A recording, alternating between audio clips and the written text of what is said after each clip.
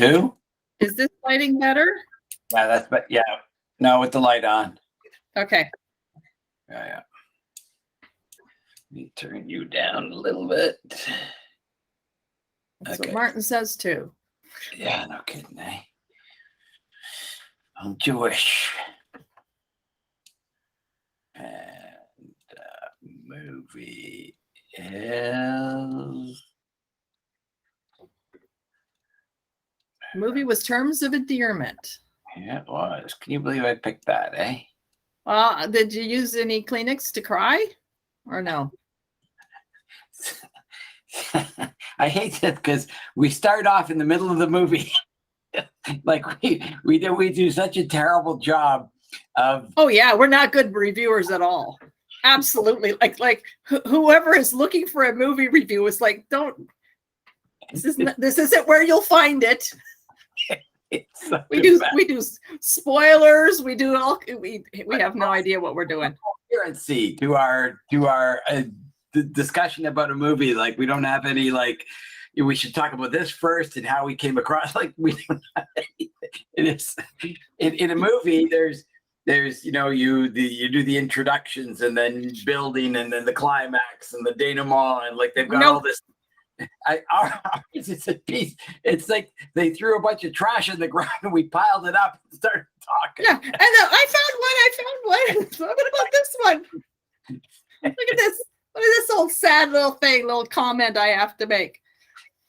Because so when you said about the crime, when I picked this movie, I thought that had something to do with like cancer or something. You know what I mean? Mm-hmm. That's what I assumed it had something to do with that. So I'm watching the movie on the treadmill for the first hour and a half. I like doing 90 minutes on the treadmill. So an hour and a half, and it just ends where she gets dumped by the astronaut. Wait, where Shirley MacLaine. Oh, you just froze up. Mm-hmm. Oh, now you're moving. Yeah, it says my connection is unstable. Oh, that's not good. Yeah, the quality is not so good. I wonder why. Like I don't know. We were having problems yesterday too, so I don't know. Oh, so it's nothing we're going to be able to fix just by. I don't think so. Okay. So an hour and a half through, I went, it's not the movie I thought it was. I thought this had something to do with cancer. Like I thought there was like some real tear-jerking kind of thing in this movie. All it is Jack Nicholson being the jerk that he always plays in every single movie he's ever played, throughout the late 70s all the way up till 2005 or whatever, like the same old crotchety ladies man who passed his prime kind of goof. And then all of a sudden I go, after that the 90 minutes was up, and I went, I guess I had the wrong movie in my mind. It hits exactly the rest of the movie is all what I thought it was. Yeah, that's what I thought the whole movie was. It was really funny that they brought you through the little dancing around kind of relationships and people and getting to know, and then they hit you with the whammy. Yeah, you get to know the family before they pull the rug out from underneath the. But that's watching at the beginning. When there's tragedy, then you don't even get to know the people. So we got to know the people, and they were quite the crew of like that mother and the dog. Like they were quite something. I didn't really identify with them. Like our family wasn't that, I won't say dysfunctional, but it wasn't as bitter or whatever you want to call that. Although you didn't have the scene where she's getting married and the mother says, I'm not going to go to the wedding. And I'm going, oh, geez, that's our family. Well, yeah, but it didn't turn out that way. But we had those discussions. Yes. Yeah. But animosity at the moment of. Right. But my mom and I never sat on the edge of the bed and talked about sex. They were doing that. So, So it was based on a book. Okay. Good. And did you know there's a sequel?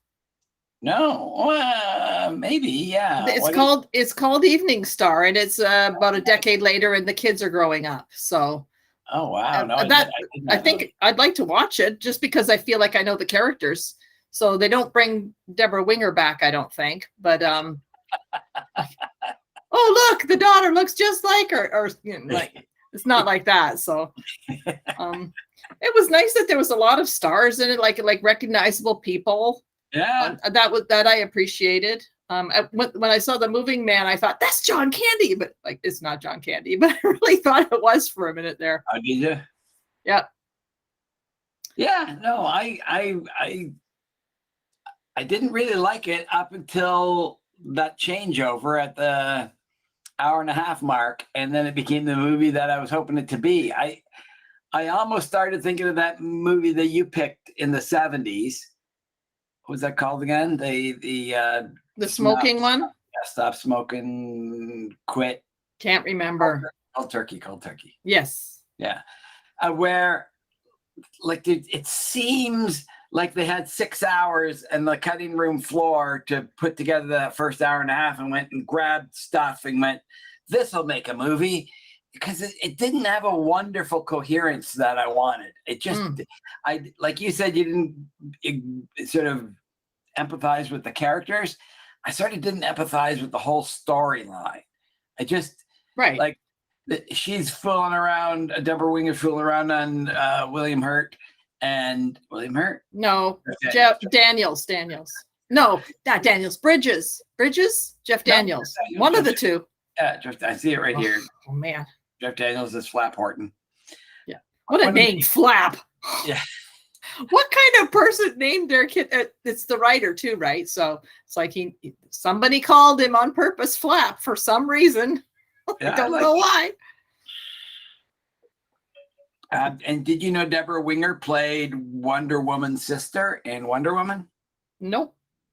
Okay, yes, she was the young sister. Yeah, she came in a couple different episodes. She came and played the ditzy who didn't understand the American way because she's used to being on Paradise Island, where she just didn't understand why men would be like that. Yeah.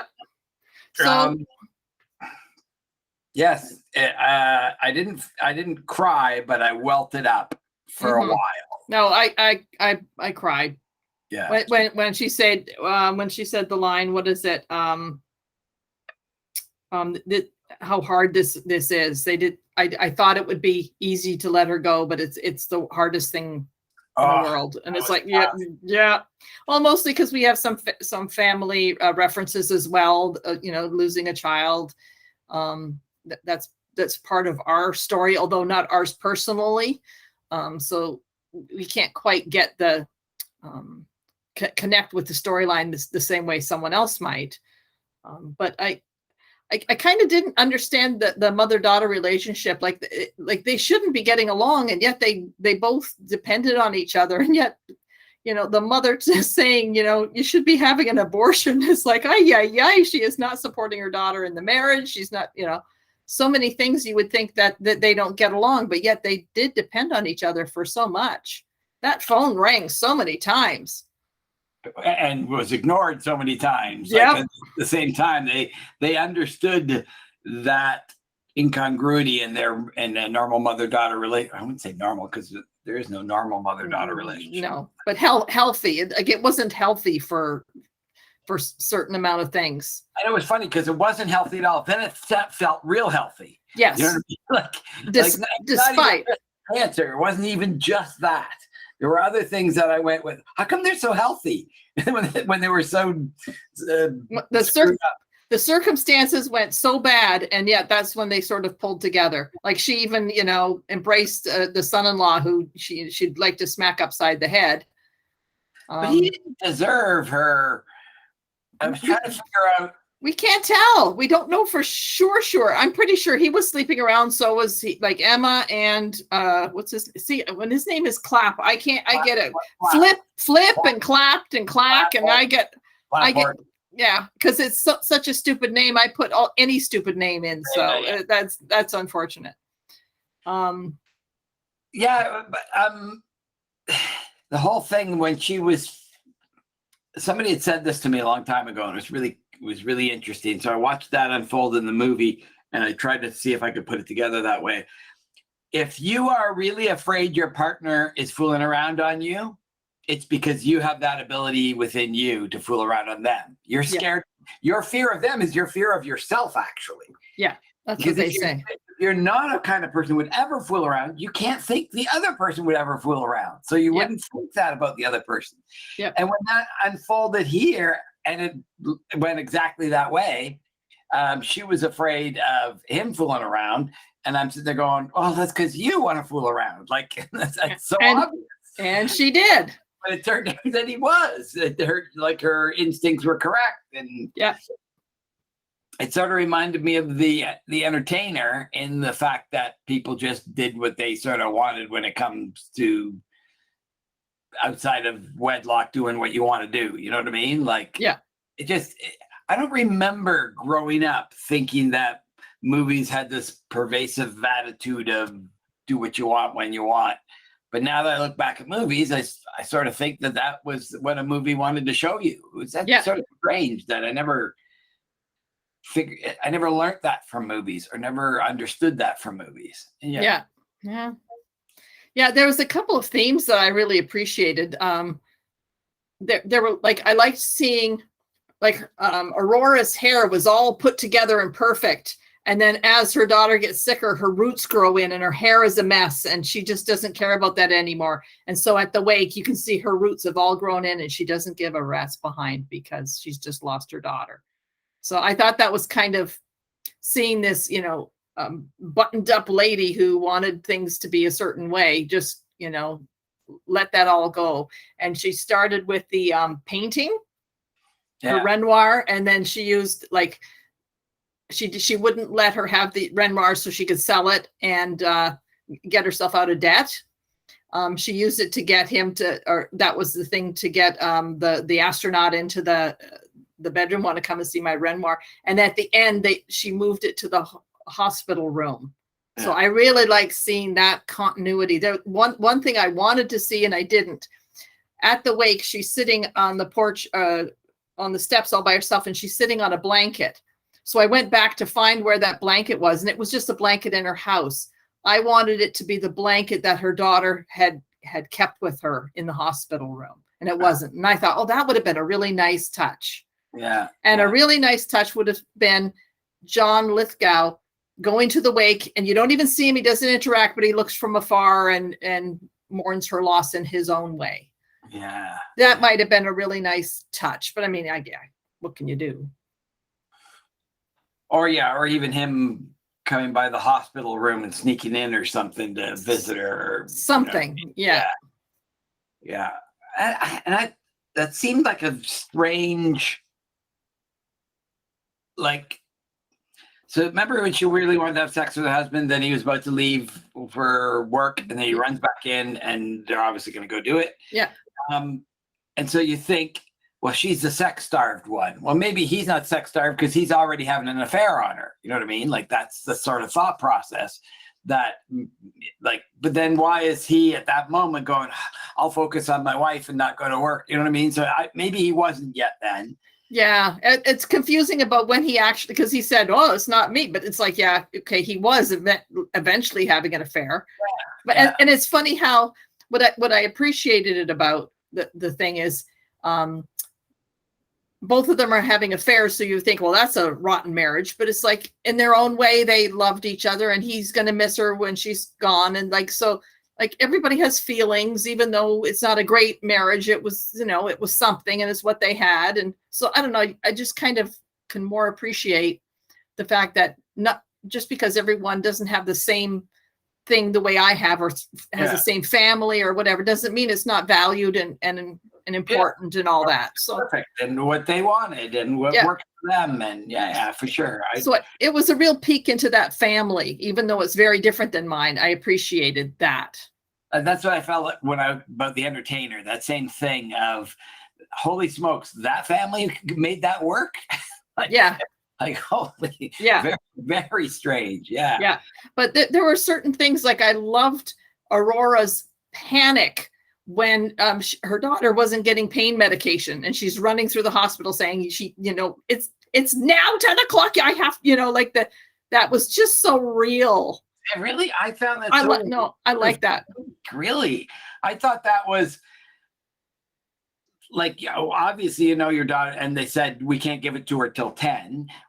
Everybody knows that might mean 10:05 or 10:02 or 10:10 or something. So to sit there and go, you said 10, I'm going to be 10. I'll be on your case at 10. And screaming. You think you'd also be screaming at 9:50 going, it's almost 10. Give it to her now. No, it's the panic that a mother feels when she was going to be able to say, here, you're not going to be in pain anymore. And she could, that was slipping away. She wasn't able to do that. So I fully get that one. Do you? Yeah. I thought that was like just unreasonableness for somebody to rank on that. Do you remember one of the very first scenes, Aurora is a mother and she thinks the baby's died in her sleep. And so she pinches her to make sure she's awake. And it's like, okay. When they moved into the new house, they were downstairs and they were going to fool around. And she says, he can't hear us, but then again, I can't hear him. So I better go check. So she was doing the exact same thing, but she also didn't like pinch her kid. So it's kind of like, she's maybe a fractionally better parent than her mother was. I think it's almost, but she didn't go check on the kid. She went to go check on the kid and then decided not to. And realized she didn't need to. Yeah, but she couldn't have learned that from her mom because she was too young when that happened. Yeah, I'm just saying it's an example of how she's hopefully with her daughter. What was the other issue when her daughter was now 5 years old or something? Oh, she climbed in her bed. That's what it was. Do you remember when her father, the little girl's father, died? Yep. And then she said, "Can I come into your bed again?" And she sleeps with the daughter. Here's what I thought was funny. Her daughter's bed was a big double bed or queen bed, and they had 2 single beds for the husband and the wife. Yeah. Holy smokes, is that ever strange? Yeah, but not really, because back in the day, like Rob and Laura Petrie had the twin beds. Lucy and Ricardo had twin beds. They each a queen bed. Like nobody wants to sleep on that bed that's actually that wide.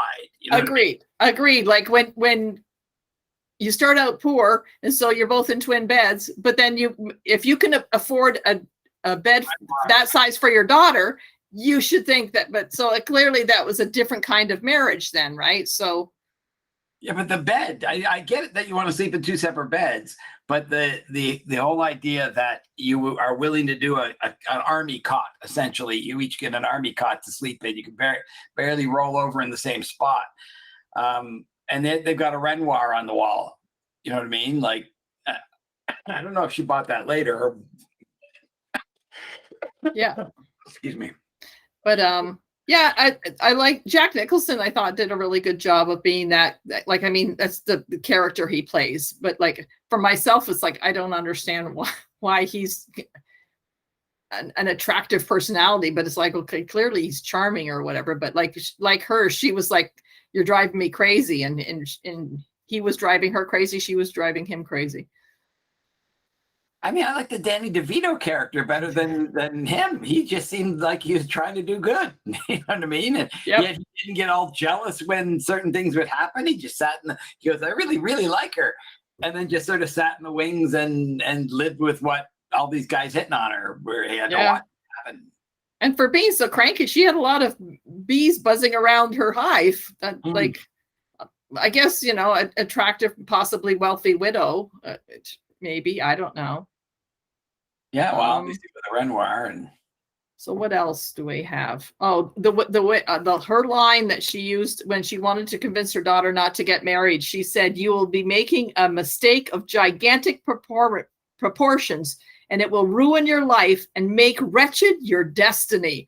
What a line is that? Make wretched your destiny. It's like, oh, that's a great line. I wouldn't want my mother to say it to me, but yay. So the word terms of endearment. Yeah. So there's only one time I heard a term of endearment. And it was when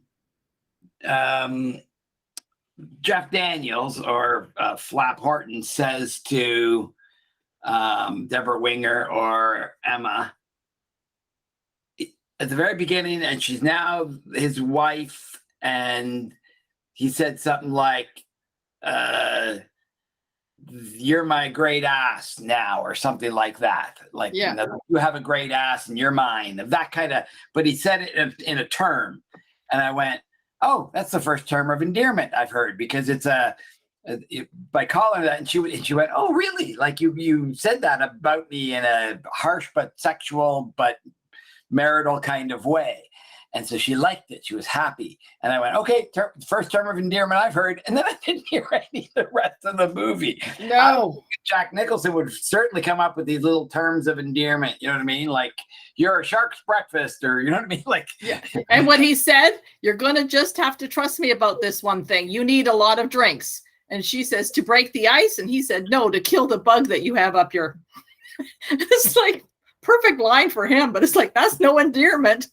That's right. That was the only term of endearment was that one at the half hour mark. And well, the other one was sort of when at one point she was hugging her mother, and she said that was the first time you didn't let go first. Yeah.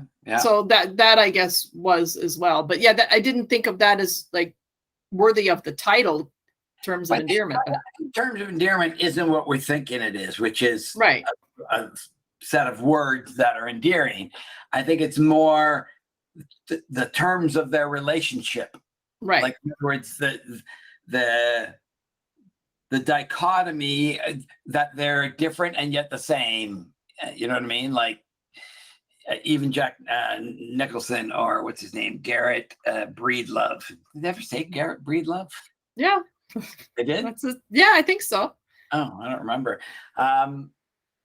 Like there were terms of endearment between the two of them, not in words, but in their relationship and what it meant and how it grew, and how much, even at the beginning when he was being so bold and so wretched with her, and then she calls her daughter and goes, but he's charming in a sort of funny way, you know, like in a strange way, saying all these terrible things about him, and he's all hands, and he won't let go, and all he wants to do is do me, and I can't believe it, and he's sort of charming. Yeah, so for me, it's kind of like, well, what has he got that I don't see? Is what it is. I saw nothing in him also, like. Whereas Mickey Rourke in 9.5 Weeks, I totally get why every girl would fall in love with him. I get why nobody would like Jack Nicholson. Yeah. Not a likable kid. Even Joe Lithgow, I sort of see he had a nerdy kind of predisposition to be nice. Like when he paid, he helped her. Yeah. That was very sweet. There's a big thing on TikTok with people giving a lot of money away to people, and it's so nice to watch them. Yeah. Can you give me $1? I'm trying to buy a Mother's Day card, and then okay, you can have my $1. Oh, but I'm really giving you $1,000. Yeah, they're sweet little stories. Yeah, but the one guy says, "Can I give you a hug?" And they go, "Of course." And then he goes, "I love you," and they go, "I love you too." And it was not even the money, it was the breaking down of the barriers that happens each time. It's connecting. Yeah, totally. The fact that, and there was one I just saw today, and I guess a family was eating in a restaurant, and this little girl's going, Daddy, can I give my meal to that homeless man outside? And I guess then he turns on the camera and he goes, yes, you can take your meal and give it to him. So she walks out of the restaurant with her plate and her fork, which you shouldn't be doing, and because it's right outside the window. And she stops, but Daddy, he goes, you'll do fine. And that gave her the courage. She walks out, she goes up and gives it to him, and she comes back in and she sits at the window watching him like this. She doesn't look back and know that it's her doing it. You know what I mean? And you can see the dad is so proud because her face is lighting up with what she did for this guy. Beautiful. Yeah. A nice little picture of what humanity is supposed to be about. What the news should pick up one of those things once a day and play it at the end of the news. You know what I mean? Like just that little thing unfolding, because it's pretty easy to figure out what's authentic and what's faked. Yeah, like, some of them look so fake. You can see the ones that it's like, oh, nobody has a camera there unless you're setting this up. This is no accident, you know. Or you're going, what? You surprised me. You know what I mean? Like, and there's a camera there, and you're not looking at the camera. Like, what the frick do you have a camera on at this moment in time? You know what I mean? Like, yeah, there's a camera on videoing this wonderful event of your life. You'd be that was my. There was a what was that show in the 70s where they had Kathy Lee Crosby was on it, and it was just little videos, vignettes of people doing something crazy or stupid, or I'm a chicken man, and he comes out with a chicken hat on, and like it was really poorly done. Like when you watch, and they would go to the audience member and get them to say something to cue in or cue out of to the commercial. And the audience member was given a line to say that was really, really bad. You know, it's almost embarrassing to say, and they would say it, and they go, ha, ha, ha, and it would get, like, it was such a bad one. But there were times when they'd go interview somebody, and they'd be crazy. But there's a camera right there. And if you're really crazy, if you really are a crazy person, this camera being there is the thing you would focus on. You know what I mean? Like that you wouldn't just act out with the other person with a camera being held there and be that way. Like it was. It doesn't ring true. Yeah. Yeah. So the other bugaboo I had was Breedlove's house. They have the sill of the door, and his number of the house is on the inside, not on the door where anyone can see it, but on the inside of the sill. Which is like, nobody can see the house. Like, why is the number there? Like, that bugged me. Oh, really? I didn't notice that. So 3068 was not on the door.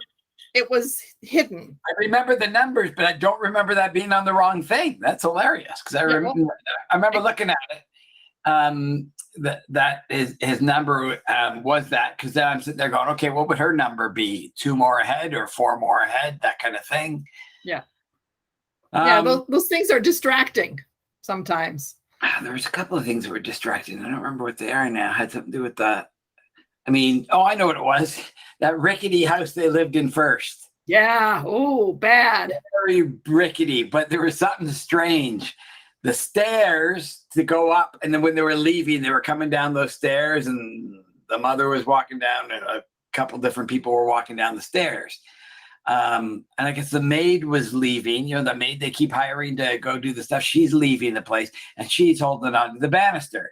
Everybody else walked down without holding on to the banister, which was good because it sort of showed you knew the stairs. If you're going to walk that slight thing of stairs, but every stair was solid as a rock.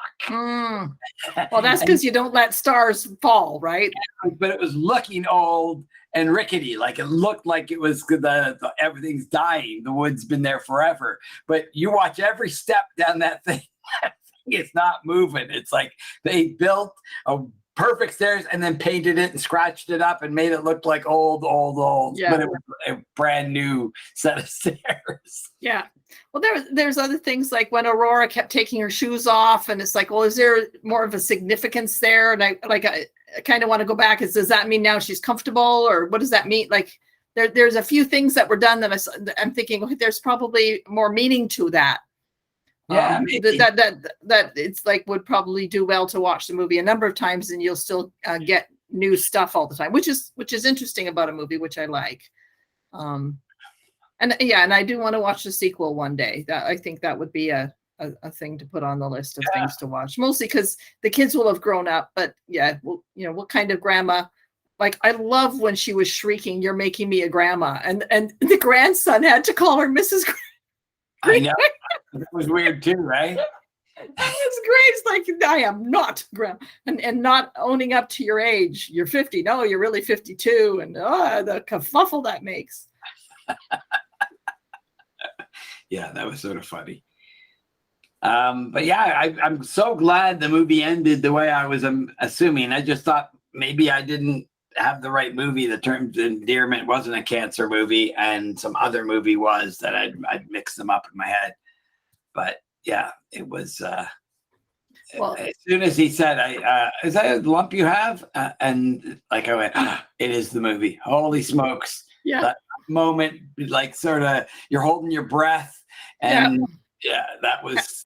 And they give you some fake ones, like the kid is sick, it's got croup, okay, it's gonna die. No, it wasn't that, and little things like she was sneezing a lot as soon as she got married, and so is that going to be something? But no. So for this year, let's see, terms of endearment for won Best Picture in '83.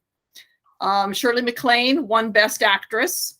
Supporting actor was Jack Nicholson, and the director was James Brooks all for Terms of Endearment. So it kind of swept the Oscars in that way. See, I would have thought Deborah Winger was better than Shirley MacLaine. Yeah, could be, but Shirley MacLaine was great. When I didn't think she was, or a couple of things when I saw her, especially that rant in the hospital, I thought that was not acted well.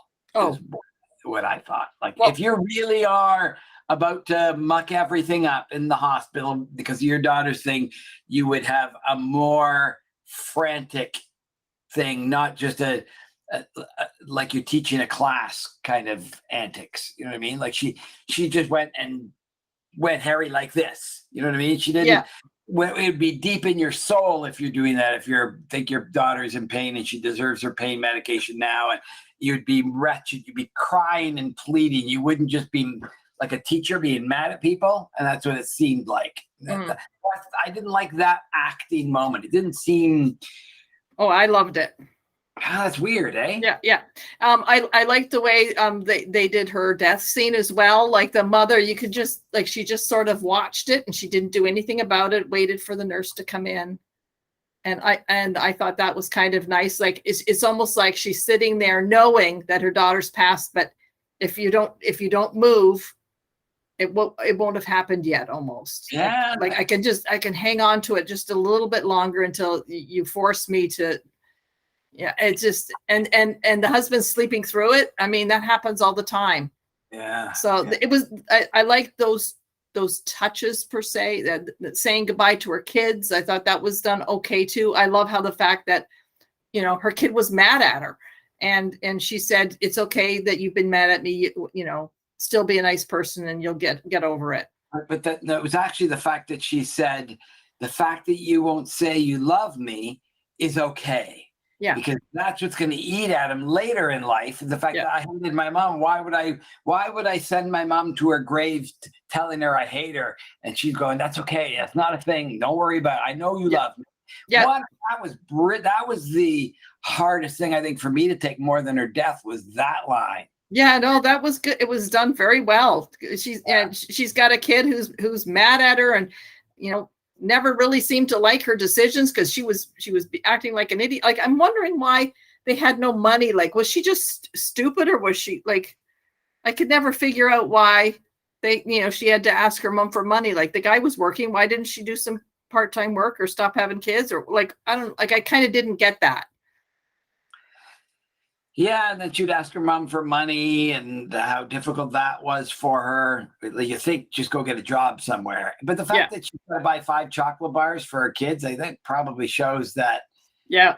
But did you notice when she's talking to the kid and she says, I want you to remember when I bought you the baseball glove and I want you to remember when I read you the stories. What the kid is going to remember is the fact that she didn't have the money to buy the chocolate bars when he embarrassed her. Like kids remember those things because kids are selfish and stupid. So she was saying, I want you also to remember the things that don't come to your mind now. Yeah. But you need to remember later because all you're going to remember is the fact that, I wasn't a good mom sometimes. Well, I sort of don't think that's where it was going because she was giving him the gift of you and I don't get along. And part of that is because she's leaving, what I mean? Like, and they sort of figured out, the kids did, that mom and dad were having problems, you know what I mean? Like the kids figure that kind of stuff out. And so I think that's why he ended up having that kind of attitude. The other kid was such a good actor, I thought, the younger brother. The little one, yeah. And you notice that Aurora, when Emma was younger, she fiddled with her hair a lot. Says, what are we going to do with your hair? When they were laying in bed, she said, what are you going to do with your hair? And the last things that she told her son is like, make sure you keep your hair trimmed, you know, you can have it long in the back. But so it's like, okay, they care about the same things. Yeah. So that continuity, I picked up on a couple of those things. Yeah. And it's like little things like when she was sitting there watching the astronaut move in, she was sitting there and her legs were just hanging out. And so the friend comes and it's like, let's tidy up your skirt. And it's like, so her knees were showing. You just froze up. I don't know if you can see me, but you've locked and loaded. Don't know if you're coming. Don't know if you're coming back. Yeah, you locked right up.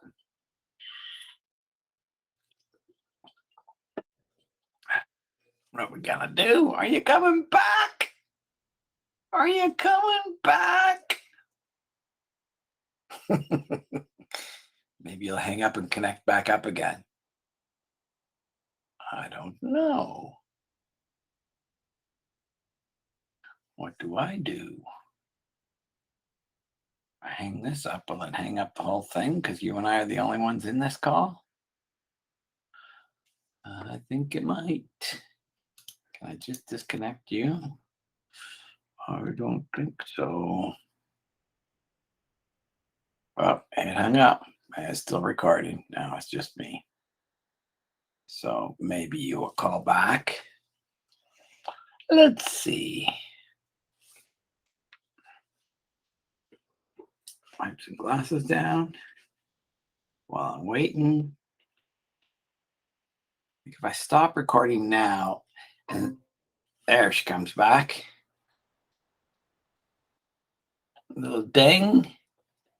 You're there, but you're not there. But you're not there. I had to give permission. I'm on the phone because the computer just stopped. Oh, if you're on the phone, then you're using your data. I will be, likely, so Yeah. it won't be too much longer. I can't remember even what I was talking about. Yeah. See, you just froze up there. And luckily, I didn't hang it up so that you could come back into it and we could just finish it off. But yeah. So I don't know if I have to restart the computer or not, but it just it blinked and then it stopped. Yeah, your internet died. It was pretty obvious your internet you froze right up, and like it was an internet thing for sure. Yeah, we were having problems with the TV the other night too, so. Okay, well, we can just make this a 40-minute one. That's totally good. You got any ideas for next? Next month? Either My Left Foot. I was thinking of that. Or Ordinary People. I'll let you choose. Oh, are we doing that now? That's because I did that for you. I'm giving you the choice. You get to, I mean, if you've just seen that one, then you might want to pick another one. That's exactly what I just did for you. I gave you two choices, this and Fatal Attraction. And I sort of like that. Maybe that'll be our new continuous one that the one has to offer too. You have to keep switching it up, don't you? That's because you want everything the same. So I just got to switch it all up. Look how flexible I am, though. Look at me being flexible all over the place. How about Doug coming over? That's going to be fun. Yes. With his new back tattoo that he's got. Yes. So I don't get it. I know he's talking about the statistics of meeting somebody, you know what I mean? Like all the impossibilities and permutations and combinations to get to actually meeting you know what I mean? Like I'm guessing he's talking about Francesca on that. Is that what he's doing? Is that what that? I don't know. We'll have to ask him. Yeah. Other than that, I'll be visiting before the next time we need to do this. Yes, so we'll connect. It would be nice. The thing is, it'd be nice to watch a movie together, but then you might be able to. Then we don't have a podcast. Then we go to our separate corners and talk about it. We can come home and we can talk. We can watch the movie together. And then we don't say a word to each other. I leave, and then we come on the thing. In fact, if Jennifer and Doug are there, maybe the four of us sit down and watch a movie. Then it would be Ordinary People or My Left Foot. Sure, whatever. Okay, well, we'll think about it. Doug is not here for long. No, I know, but Were maybe. were you with me when I was in Holland for one full day? Yeah, that was you and me. Yeah, and I was gone for 5 days, but I was I in know. Holland for one full day. We went and stayed in England. That's the the B&B that we went to stay at. That was Yep. a organized company. Like it wasn't just a nice family B&B. It was a small hotel. Is what it was. No, and then trying to rebook a room and not being able to, and Walking and somebody picking us up in their car. Archie. His name was Archie. That's right.